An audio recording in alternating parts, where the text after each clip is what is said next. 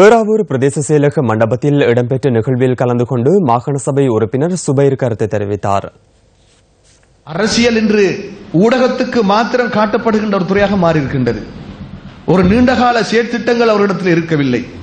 இன்று சில முஸ்லிம் அரசியல் தலைவர்கள் காலத்திற்கு காலம் பல சமூக உரிமை கோஷம் போட்டுக்கொண்டு இன்று அவர்கள் சமூகத்தின் மத்தியிலே இன்று அவர்கள் சமூக உரிமை பற்றி அவர்கள் பேசுகின்றார்கள்.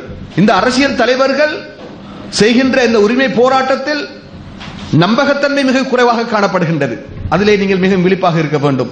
அதை பெரிதுபடுத்தி அவர்கள் தன்னுடைய அரசியல் கட்சிகளை வளர்ப்பதற்காகவும் தன்னுடைய அரசியல் இருப்பை பலப்படுத்திக் கொள்வதற்காகவும் இந்த நாட்டிலே தேசிய நலனையும் இந்த நாட்டில் இருக்கின்ற இன உறவையும் சீரழித்து அவர்கள் தங்களுடைய கட்சிகளை வளர்ப்பதில் அவர்கள் முனைப்பு காட்டுகின்றார்கள்.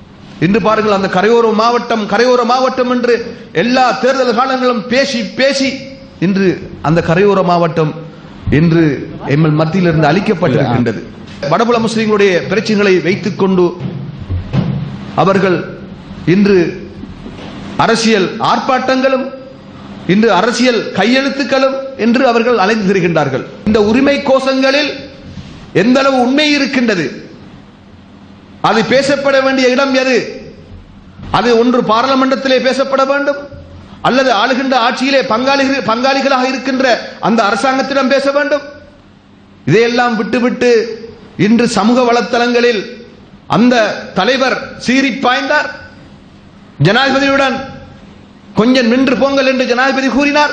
இன்று சமூக வலைத்தளங்களில் இன்று மிக கேவலமாக தலைமை என்று கூறிக்கொள்கின்றவர்கள் மிக கேவலமாக நடக்கின்ற சம்பவங்களை பார்க்கின்ற போது